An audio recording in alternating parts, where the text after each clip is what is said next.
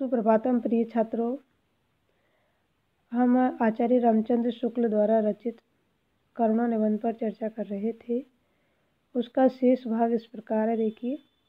दूसरे के उपस्थित दुख का अनुभव अपनी तीव्रता के कारण मनोभावों की श्रेणी में माना जाता है। अर्थात जो दुख है उसका यदि हम अनुभव करते हैं तो वह एक मनोविकार की श्रेणी में माना जाता है, पर अपने भावी आचरण द्वारा दूसरे के संभाव्य दुख का ध्यान या अनुमान, जिसके द्वारा हम ऐसी बातों से बचते हैं। कैसी बातों से? देखिए कि जिनके कारण दूसरे को दुख पहुँचे। अर्थात हम ऐसा कुछ नहीं करना चाहते जिसके कारण कि दूसरे को दुख की अनुभूति हो। शील या साधारण सद्वृत्ति के अंतर्गत माना जाता है। यही हमारी शीलता है और यही हमारा सदाचार है कि हमारे मन में ऐसा भाव हो कि हमारे कारण किसी को दुख नहीं पहुँचे। बोलचाल की भाषा में तो शील शब्द से चित्त की कोमलता या मुरव्वत का ही भाव समझा जाता है। बोलचाल में किसे शील कहा जाता है? तो शुक्ल जी कहते हैं कि बोलचाल में तो हमारे चित्त में जो कोमलता का भाव है, उस कोमलता के भाव को ही चित्त या जो कोमलता है, हमारे चित्त की जो कोमलता है, हमारे चित्त में जो कोमलता है, उस चित्त की कोमलता को ही शील नाम दिया है। जैसे कि उनकी आंखों में शील नहीं है, अर्थात उनकी आंखों में दया नहीं है, उनकी आंखों में आदर नहीं है, सत्कार नहीं है, शील तोड़ना अच्छा नहीं है। ठीक है। दूसरे का दुख दूर करना, क्या?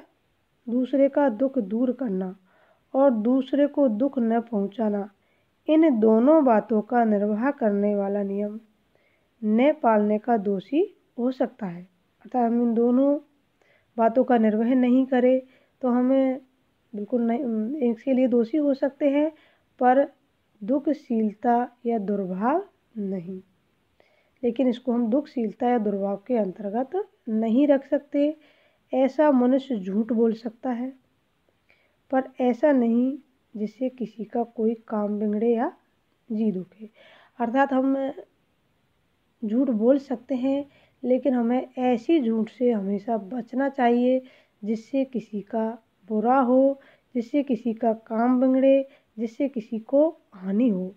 अर्थात यदि हमारे झूठ बोलने में किसी की भलाई हो रही है तो हम बोल सकते हैं, लेकिन उसी झूठ से यदि किसी का अनर्थ हो रहा है तो उसे हमेशा हमें बचना चाहिए। ऐसा आचार्य रामचंद्र शुक्ल ने अपने निबंध में कहा है। यदि वह किसी अवसर पर बड़ों की बात न मानेगा तो इसलिए कि उसे ठीक नहीं जचती, है ना। कई बार हम बड़ों की बात नहीं मानते हैं, वो इसलिए कि वो हमारे मन के अनुकूल नहीं होती है, या वह उसके अनुकूल चलने में असमर्थ होता है, या तो हम उसको करने में असमर्थ होते हैं या वह हमारे अनुकूल नहीं होती। इस कारण हम उस बात को मानने में असमर्थ होते हैं।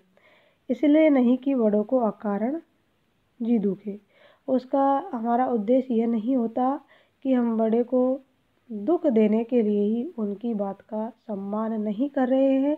लेकिन कई बार किसी बात में हमारी रुचि नहीं होती है तो हम उस काम को नहीं करते हैं, चाहे बड़ा उस काम को करने के लिए हमसे कहे। मेरे विचार में तो सदा सत्य बोलना, बड़ों का कहना मानना, ये नियम के अंतर्गत है, ऐसा शुक्ल जी कहते हैं। शील या सद्भावना के अंतर्गत नहीं। उन्होंने ये कहा है कि हमें सदा सत्य बोलना चाहिए, बड़ों का कहना मानना चाहिए। ये किसके अंतर्गत आते हैं? उन्होंने कहा ये मेरे हिसाब से एक नियम के अंतर्गत आते हैं, शील और सदाचार के अंतर्गत नहीं आते, सद्भाव के अंतर्गत नहीं आते। फिर उन्होंने क्या कहा, देखो, झूठ बोलने से बहुधा बड़े बड़े अनर्थ हो जाते हैं। कई बार क्या होता है, हमारे झूठ बोलने से बहुत बड़ी हानि हो जाती है। इसी से उसका अभ्यास रोकने के लिए वह नियम कर दिया गया है कि किसी अवस्था में झूठ बोलना ही न जाए। इसीलिए हमारे समाज ने यह नियम बना दिया है कि हमें किसी भी अवस्था में झूठ नहीं बोलना है, पर मनोरंजन, खुशामद और शिष्टाचार आदि के बहाने संसार में बहुत सा झूठ बोला जाता है। कई बार मनोरंजन के बहाने, कई बार किसी खुशामद के बहाने, कई बार शिष्टाचारवश हम झूठ बोलते ही है, चाहे कितना भी कुछ करे, जिस पर कोई समाज कुपित नहीं होता। लेकिन हमारी ऐसी झूठ से कोई हम पर क्रोधित नहीं होता है। किसी किसी अवस्था में तो धर्म ग्रंथ में झूठ बोलने की इजाज़त तक दे दी गई है। आचार्य शुक्ल जी कहते हैं कि कई धर्म ग्रंथ तो ऐसे हैं जिनमें थोड़ी झूठ बोलने की इजाज़त भी दी गई है। विशेषकर उन्होंने उल्लेख किया है, देखो, जब इस नियम भंग द्वारा अंतःकरण की किसी उच्च और उदार वृत्ति का साधन होता है। किस नियम भंग द्वारा? अर्थात हमारे शास्त्रों में यह नियम है कि हमें झूठ नहीं बोलना है।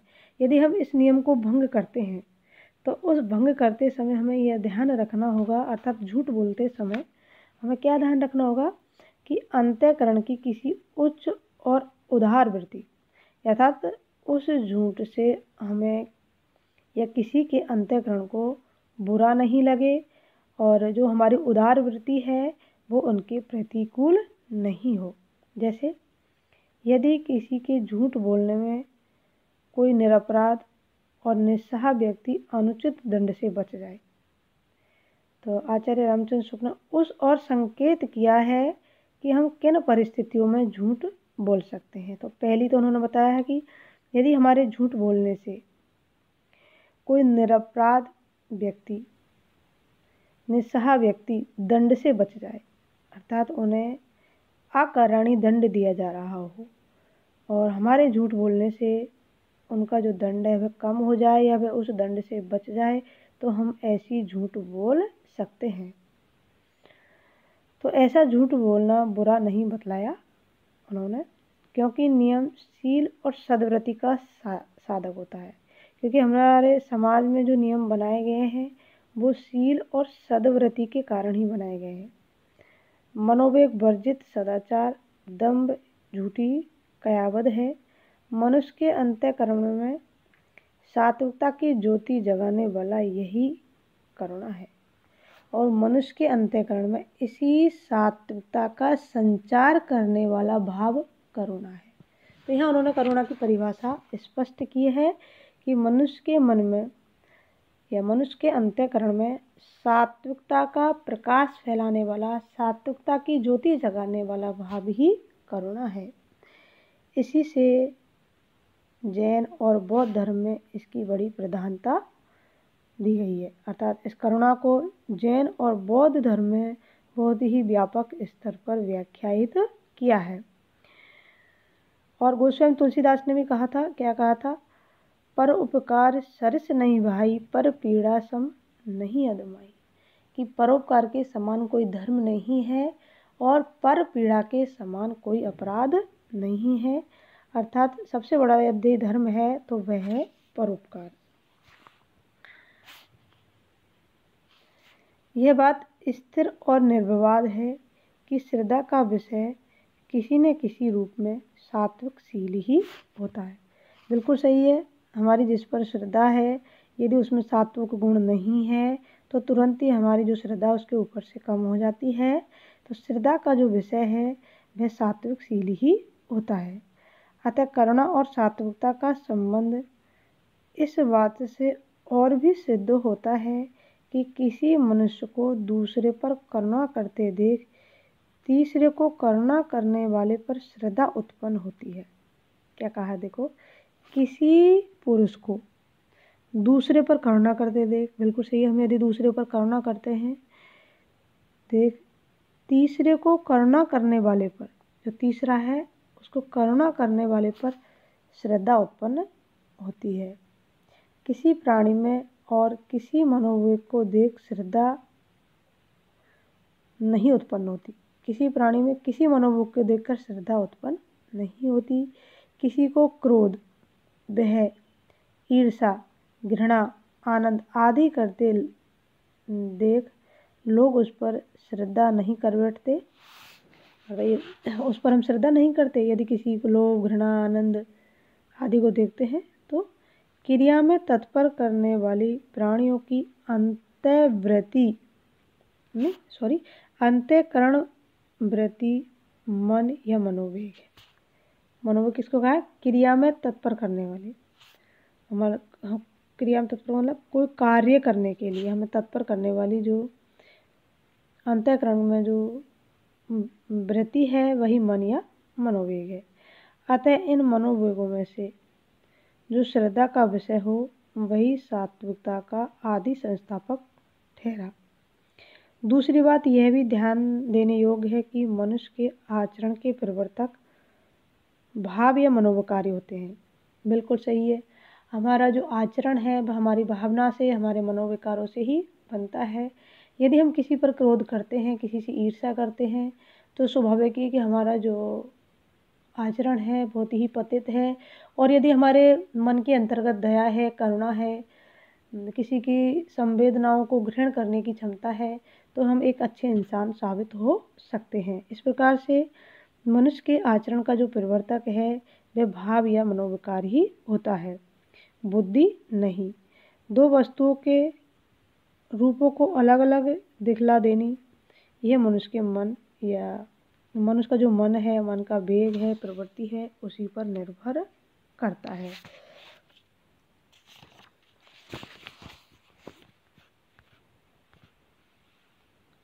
वह उनमें से किसी एक को चुनकर कार्य में प्रवृत्त हो।